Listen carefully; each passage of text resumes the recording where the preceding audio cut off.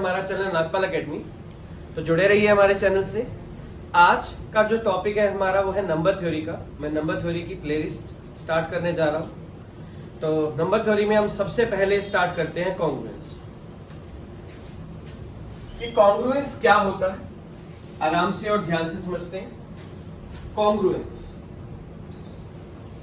Congruence का मतलब क्या होता है? सेकंड चैप्टर है नंबर थ्योरी का। कॉन्ग्रुएंस का मतलब क्या होता है? कॉन्ग्रुएंस का मतलब होता है एक एलिमेंट है ए, वो कॉन्ग्रुएंट हो जाता है बी मॉडुलस ऑफ एम के। एक एलिमेंट है ए, वो कॉन्ग्रुएंट हो जाता है बी मॉडुलस ऑफ एम के। कब हो जाता है? जब a minus B is divisible by m हो जाता है। मतलब एक एलिमेंट a कॉन्ग्रुएंट हो जाता है b मॉडुलस ऑफ m के। कब हो जाता है? जब a minus be divisible by m हो जाता है, तो एक कॉन्ग्रुएंट हो जाता है b मॉडुलस ऑफ m। अब इसके बेस पे क्वेश्चन करते हैं, थोड़ा ध्यान से समझते हैं। हमें कहते हैं फाइंड a, हमें a निकालना है जब a कॉन्ग्रुएंट हो 7 मॉडुलस ऑफ 5 के। अब इसका मतलब क्या है? एक कॉन्ग्रुएंट है 7 मॉडुलस ऑफ 5 के। इसका मतलब यह है कि a minus 7 is divisible bye 5 हो जाएगा। अब अगर a माइनस 7 5 से डिविजिबल है, तो इसका मतलब ये हो गया कि a माइनस 7 5 का मल्टीपल हो जाएगा। मतलब a इक्वल हो जाएगा 5k प्लस 7। अब अगर a इक्वल हो गया 5k प्लस 7k, जहां पर k की वैल्यू 0 1 2 3 से लेकर कुछ भी हो सकती है, तो जब मैं यहां पर k की जगह 0 रखूंगा तो a की वैल्यू 7 आ जाएगी, 1 रखूंगा तो 12 आ जाएगी, 2 रखूंगा तो 17 आ जाएगी, 3 रखूंगा तो 22 आ जाएगी। तो ये a की वैल्यूज आ जाएगी। अब हमें कहता है कि a कॉन्ग्रुएंट है 7 मॉडुलस ऑफ 5 के, तो a की वैल्यू निकालनी थी, हमें a निकालना था। तो a की वैल्यू 7 भी हो सकती है, a की वैल्यू 12 भी हो सकती है, a की वैल्यू 17 भी हो सकती है, a की वैल्यू 22 भी हो सकती है, a की वैल्यू कुछ भी हो सकती है। अब जैसे हमें कहता है find least positive integer, find least positive integer modulus of 11 to which 282 is congruent, जहां पर 282 congruent। इसका मतलब क्या है? इसका मतलब यह है कि 11 को 282 से डिवाइड करने पर रिमाइंडर क्या आएगा। तो हम क्या करते हैं? हम ये करते हैं 282 बीच में रखते हैं, 11 से डिवाइड कर देते हैं, 11 5 जा 55, रिमाइंडर आ जाएगा 7। इसका मतलब है रिमाइंडर 7 है। इसका मतलब यह है कि 282 कॉन्ग्रुएंट है मॉडुलस ऑफ 11, हमें चाहिए रिमाइंडर। तो यहां पर रिमाइंडर आया है 7, तो यहां पर रिमाइंडर की जगह हम लिख देंगे 7। इसका मतलब यह हो गया कि 282 माइनस 7 इज डिविजिबल बाय 11 हो जाएगा। अब जैसे हमें कहता है इफ a इज ओड, अगर a ओड है तो प्रूव करना है कि a स्क्वायर कॉन्ग्रुएंट होगा 1 मॉडुलस ऑफ 8। अब a स्क्वायर को कॉन्ग्रुएंट प्रूव करना है 1 मॉडुलस ऑफ 8 के, जब a ओड।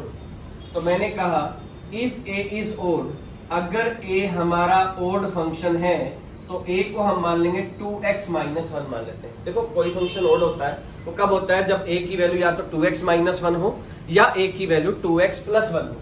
तो हमने क्या किया? a की वैल्यू 2x माइनस 1 ले ली। अब हमने क्या करना है? a का स्क्वायर कर देना है, यानी कि 2x माइनस 1 का स्क्वायर कर देना। तो अब हमने क्या किया? 2x माइनस 1 का स्क्वायर किया तो 4x स्क्वायर प्लस 1 माइनस के 4x आ जाएगा हमारे पास। तो यह आउटपुट आ जाएगी हमारे पास 4x square minus x plus 1 आ जाएगी हमारे पास। 4x into x minus 1 plus 1 आ जाएगी हमारे पास। अब आपको ये पता है कि दो कॉन्जुगेटिव नंबर है, x और x माइनस 1 दो कॉन्जुगेटिव नंबर है।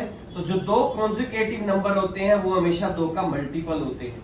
तो हमने कह दिया कि मान लो x इंटू x माइनस 1 जो है वो 2 का मल्टीपल है, यानी कि 4 इंटू में 2m प्लस 1 हो जाएगा, यानी कि 8m प्लस 1 हो जाएगा, यानी कि a square is equal to हो जाएगा 8m प्लस 1 के।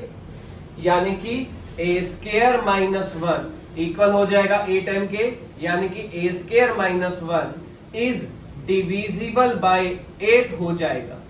अगर ए स्क्वायर माइनस 1 8 से डिविजिबल है इसका मतलब है ए स्क्वायर माइनस 1 कॉन्ग्रुएंट है 0 मॉडुलस ऑफ 8k। डिविजिबल का मतलब होता है रिमाइंडर में कुछ भी नहीं बचेगा, तो -1 इधर जाकर प्लस हो जाएगा तो ए स्क्वायर कॉन्ग्रुएंट हो जाएगा 1 मॉडुलस ऑफ 8k। यही हमने प्रूव करना था, हेंस प्रूव हो जाएगा।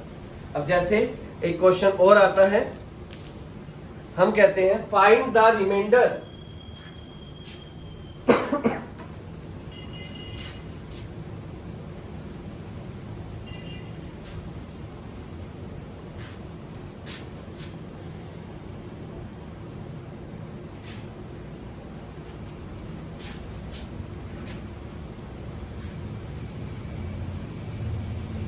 हम कहते हैं फाइंड द रिमाइंडर, हमें रिमाइंडर निकालना है when factorial 1 plus factorial 2 plus factorial 3 up two factorial 100 is divisible bye 12।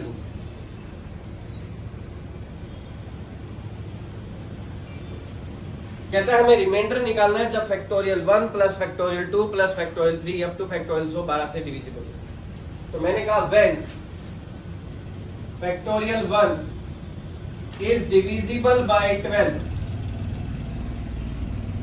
then remainder is, तब जो रिमाइंडर होगा वो हमेशा 1 होगा।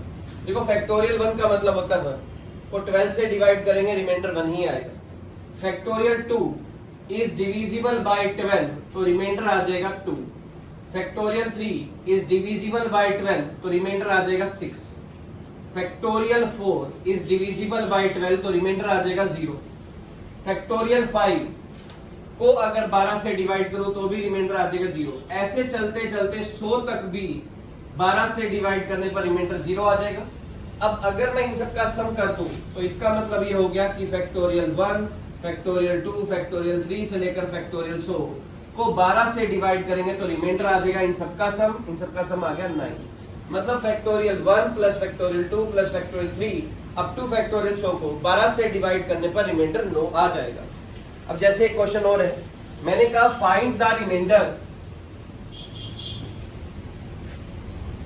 फाइंड द रिमाइंडर, हमें रिमाइंडर निकालना है व्हेन 2 की पावर 20 इज डिविजिबल बाय 7 हो। अब इस टाइप वाले क्वेश्चन जरूर आते हैं पेपर में। तो 2 की पावर 20 को 7 से डिविजिबल प्रूव करना है। वो कैसे करना है, हमने कहा 2 कॉन्ग्रुएंट होता है ना 2 मॉडुलस ऑफ 7 के, हमें ना 2 की पावर 20 चाहिए। तो हम क्या करते हैं, स्टार्ट करते हैं 2 से और 20 तक ले जाते हैं। वो कैसे ले जाते हैं, सबसे पहले ना दोनों तरफ पावर 3 कर देंगे। 3 कर दिया तो 2 का क्यूब 8 हो जाएगा हमारा। अब 8 को 7 से डिवाइड करेंगे तो रिमाइंडर कितना आ जाएगा, 1 आ जाएगा हमारे पास। हमें चाहिए 20, तो हमने क्या करना है, दोनों तरफ पावर 6 कर देंगे। दोनों तरफ पावर 6 कर दी हमने तो 1 की पावर 6 तो 1 होता है, तो 2 की पावर 18 कॉन्ग्रुएंट हो जाएगा 1 मॉडुलस ऑफ 7। अब हमने क्या करना है, 20 चाहिए, तो हम क्या करेंगे, दोनों तरफ 2 की पावर 2 से मल्टीप्लाई कर देंगे। 2 की पावर 2 इंटू 2 की पावर 18 कॉन्ग्रुएंट हो जाएगा 2 की पावर 2 4 होता है बेटा, तो 2 की पावर 20 कॉन्ग्रुएंट हो जाएगा 4 मॉडुलस ऑफ 7 की। यानी कि 2 की पावर 20 को 7 से डिवाइड करने पर रिमाइंडर क्या आ जाएगा, 4 आ जाएगा। तो बेसिकली हमें क्या करना है, 2 की पावर 20 को 7 से डिवाइड करना था, तो सबसे पहले हम सेम लेके चलते हैं, तब तक पावर करते जाते हैं जब तक की पावर 20 ना आ जाए। पहले 3 किया ताकि 8 से डिवाइड करके रिमाइंडर 1 आ गया, फिर दोनों तरफ पावर 6 कर दिया ताकि 2 की पावर 20 के नजदीक पहुंच गए, फिर 2 की पावर 2 से हम मल्टीप्लाई कर देंगे। तो इस तरीके से हमने बाकी सभी क्वेश्चनों को भी करने हैं। फॉर एग्जाम्पल एक क्वेश्चन और लेके चलते हैं कि 111 की पावर 333 को डिविजिबल प्रूव करना है हमने 7 से और रिमाइंडर निकालना है। तो डिविजिबल प्रूव करना है 7 से और रिमाइंडर निकालना है, वो कैसे निकालेंगे, मैंने कहा 111 ले लिया। 111 कॉन्ग्रुएंट होता है 111 मॉडुलस ऑफ 7 के। तो अब मैं क्या करूंगा, थोड़ा ध्यान से देखना, 111 को 7 से भाग करूंगा तो रिमाइंडर आ जाता है -1। तो हम -1 भी ले सकते हैं, यहाँ पर ये बात याद रखनी पड़ेगी आपको। 111 ही लिखा।